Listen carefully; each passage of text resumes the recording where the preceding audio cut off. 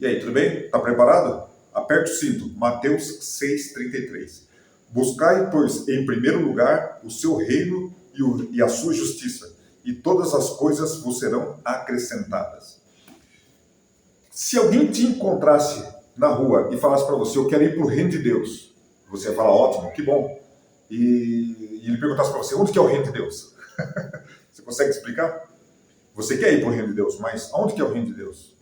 Certa ocasião, Jesus disse assim, o reino de Deus, ele não foi feito com mãos humanas, a casa de Deus, o reino de Deus.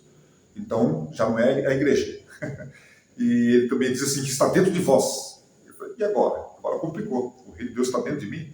Algumas pessoas até estão dizendo aí que Deus está dentro de nós, não precisa buscar em lugar nenhum. Já ouviu falar? Muito bem. Uma outra ocasião também, teve uma pessoa que prendeu Jesus, e Pedro tentou mostrar o reino de Deus para ela e cortou a orelha, e Jesus falou assim, bom, não é bem por aí o caminho. Eu sou o caminho e a vida, não é pela espada. Pedro já estava querendo levar o rapaz para o reino de Deus. Mas vamos entender aqui. Esse texto demonstra dois reinos. Para que você entender o que é o reino, para que haja um reino, precisa ter um rei. E o rei, ele precisa ter domínio sobre 100% das coisas. Ele pode manipular, controlar, ele dita as regras, as leis, enfim. E esse texto demonstra dois reinos. Se existem dois reinos, existem dois reis. Podemos pôr assim. Então, primeiramente, existe o reino de Deus. Para que possamos entender o que é reino de Deus, nós temos que entender o segundo reino que o texto explica. Existe o reino dos homens. Sim, o nosso reinado. Não sei se você percebeu. Nós reinamos sobre essa terra e nós reinamos a nossa vida. O que é a vida, né? Aqui, vamos explicar de forma simples e direta. É um espaço de tempo que acontece as coisas. E se você percebeu, nós somos movidos pelas coisas. Tudo que nós precisamos fazer, precisamos de coisas. Até o nosso bem-estar. Nós analisamos por intermédio das coisas. Quando alguém pergunta para você se você está bem, você fala, estou bem. Por quê? Porque coisas boas estão acontecendo. Você está mal? Estou mal. Por quê? Coisas ruins aconteceram. Você precisa viver? Precisa o quê? Precisa de coisas para viver. Coisas precisam acontecer. Até mesmo o passado nós avaliamos por intermédio das coisas. Nós estamos presos dentro de um período que acontecem as coisas. Como que foi, por exemplo, alguém fala assim, como que foi seu ano passado? 2025, como foi? Foi bom, por quê? Porque aconteceram algumas coisas boas. E o que você espera para o futuro? Coisas boas, porque eu quero algo bom. Até mesmo se você for pensar no céu, por que você quer ir para o céu? Porque lá haverá coisas boas. Então nós estamos presos diante das coisas, do espaço entre o tempo e coisas. E o texto diz, relembrando, buscar em primeiro lugar o reino de Deus e a sua justiça, e depois todas as outras coisas vos serão acrescentadas. Muito bem. E para que possamos entender qual é o reino de Deus, precisamos entender quem é Deus. A palavra Deus, no original, que tem a ver com o Kadosh, que é santo, Deus é o único santo, e que merece toda adoração. Então, qual é o reino desse santo? Qual é o reino de Deus? Primeiro ponto, o reino de Deus é santo, e para que possamos entender melhor, se existe alguma coisa nessa terra que é santa, Deus é o único santo, mas se existe algo a mais que você conheça, que a Bíblia apresente que seja santo, é porque Deus santificou. É porque muitas vezes nós pedimos para que Deus santifique algo. Jesus Cristo também um dia disse, santifica-os na verdade, porque a tua palavra é a verdade. Então, todas as pessoas que leem a Bíblia e praticam, elas se tornam santas, separadas para Deus. E existem as coisas santas aqui nessa terra. Por exemplo, nós temos o costume, precisamente em São Paulo, acredito que em muitos lugares, por tradição, quando vai construir o templo, a fundação é colocada uma Bíblia ali, e aí a igreja é construída em cima dessa Bíblia, onde começa ali o baldrame, o alicerce, e para simbolizar que é a igreja está sendo construída em cima da palavra de Deus, em cima, Jesus Cristo é a rocha. Então, o que acontece? Esse lugar, essa coisa chamada igreja, o templo, que é santo.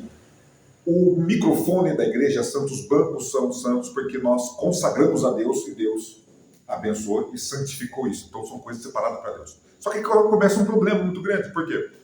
Porque quando nós vamos adorar a Deus, nós vamos adorar a Deus e como nós estamos presos pelo intermédio das coisas, pelo tempo e precisamos das coisas, as coisas precisam ser acrescentadas, e nós temos o desejo de adorar a Deus, nós vamos adorar a Deus por intermédio das coisas. Deus fala assim, opa, não, pelas coisas não. Não me adore por intermédio das coisas. Como assim adorar por intermédio das coisas? Imagem de escultura. Um dia também Moisés passou por uma situação que ele precisava ter uma reunião com Deus, e ele subiu ao monte e deixou o povo lá embaixo. E o povo, com a necessidade de adorar a Deus, de receber as orientações, preso nessa atmosfera das coisas, nós precisamos de alguma coisa para sentir Deus, para ter a certeza que Deus existe, e criar um bezerro. Aí Moisés desceu, quebrou o bezerro, acabou a festa. Muito bem. Então, Deus diz assim, não me adore por intermédio das coisas, mas como que nós estamos presos dentro de um espaço-tempo, preso pelas coisas, como que nós vamos adorar a Deus sem as coisas? Então, se você conseguir adorar a Deus sem as coisas, você consegue identificar o reino de Deus. Opa, calma aí. Vamos lá. Muitas vezes nós coisificamos as coisas de Deus. De que forma? Ou santificamos, né? Pessoas. Nós vamos à igreja, temos como testemunho uma família, alguém que prega, alguém que fala muito bem, alguém que canta muito bem, que toca um instrumento, que faz uma obra maravilhosa para Deus. E aí nós acreditamos que essa pessoa está sendo usada por Deus, e realmente está. Eu não sei se está ou não é meu papel, né? Eu acho que ninguém nessa terra. E aí, o que acontece? Nós temos essa pessoa como adoramos a Deus por intermédio dessa coisa que essa pessoa. Se um dia essa pessoa sair da igreja, aconteceu algum escândalo, a nossa fé se esvairá. Então, por isso que Deus diz assim, não me adore por intermédio das coisas. Muito bem. Então, se Deus é o santo, o Kadosh, e temos que buscar o reino de Deus, o que é que Deus, vamos lá, santificou, ou podemos pôr assim, em Abraão também, aconteceu com Abraão, Josué, Moisés, que eles chegaram próximo de Deus e Deus disse assim, tira a sandália, porque tira a sandália, porque esse lugar é santo. E por que era santo? É santo porque Deus estava ali. Também, quando nós entramos na igreja, nós ajoelhamos, fazemos o sinal da cruz, muitas vezes, porque identificamos que aquele lugar é santo, mas porque Deus santificou e nós santificamos, no sentido de pedir para Deus santificar, ok? Então, para que possamos como adorar a Deus sem as coisas. Porque Ele mesmo disse assim, haverá um dia que os meus adoradores, os verdadeiros adoradores, me adorará em espírito e em verdade. Em espírito e em verdade, quando essa frase, adorar a Deus em espírito e em verdade, você não consegue entrar na mente algo que seja uma coisa. Entende? Então você vai entender onde o reino de Deus onde está. Lembrando que o reino dos homens nós podemos manipular, nós quebramos as peças, nós manipulamos a pedra, a água, o átomo, as coisas. Então nós dominamos sobre aquilo. Deus nos deu a terra e colocou-nos como um mordomo. Ok? Buscar em primeiro lugar o reino de Deus e depois as outras coisas aí no seu reino vai ser acrescentada. Mas antes, buscar e adorar a Deus, buscar em primeiro lugar o reino de Deus. Como buscar o reino de Deus sem as coisas? Então precisamos entender o que é que Deus santificou e que o homem não pode manipular. Deus santificou algo que não é uma coisa. Você vai entender que esse texto de Mateus 6,33 é mais profundo do que você imagina. Jesus está falando sobre uma outra coisa. Deus santificou o tempo. O tempo é o reino de Deus. Porque só ele domina, ninguém mais pode controlar. O livro de Daniel diz assim, ó, que haverá um poder nos últimos tempos que mudará o tempo, os tempos e a lei. Como é que muda o tempo e a lei de Deus? Como é que muda o tempo? Entende? Você observa que Deus reina sobre o tempo. Numa batalha onde Josué estava lutando lá, ele demonstrou que ele controla o tempo, ele retrocedeu a terra e segurou o tempo. Não tem nada a ver com essa joia do infinito. Isso aí é piada sem graça, embora seja interessante, né? Eu gosto muito de Vingadores. Mas comparado ao Deus do universo, que ele controla o tempo, você observa assim, ó, o dia-tempo. Deus abençoou o tempo, que é o sábado. De um pôr do sol a outro pôr do sol. Então, o homem não consegue manipular, não tem como você parar e pensar assim, essa noite não vai anoitecer. Vai anoitecer de qualquer jeito. Não existe nada nessa terra, nenhuma potestade, principado, ser humano, animal, nada consegue controlar o tempo. É somente Deus. E Deus reina sobre o tempo. Pode observar, o dia de sábado é um tempo. Deus abençoou um dia. A bênção de Deus caiu sobre o tempo. Não tem como mexer nisso. Nem que você queira. Não dá para mudar os calendários, não tem jeito. Ele colocou no tempo. É abstrato. Como é que mexe nisso? Como é que manipula? Entende? Você observa as bênçãos de Deus no tempo, quando ele diz assim, ó, o dia da expiação. O dia da expiação. O dia de Pentecostes. O tempo. Então você observa que a ação de Deus está sobre o tempo. E o ser humano só pode adorá-lo verdadeiramente quando você pega esse texto de Mateus 6,33 e aquele outro texto que Jesus diz assim, ó, que os verdadeiramente, os filhos, os adoradores verdadeiros adorarão em espírito e em verdade. Ele está falando assim, ó, eles guardarão o sábado. Eles vão adorar a Deus por intermédio do tempo. Você sabia disso? Adorar a Deus por intermédio do tempo. Nós sabemos muito bem que a linguagem do amor do Senhor Jesus, de Deus, é o tempo. Não é à toa que ele chegou com muita dor no coração, não pelo que ele ia passar, mas de ver ali os 3 amigos dormindo antes do Getsemane, e ele não chamou eles de dorminhocos quando ele encontrou ele. Eles dormindo.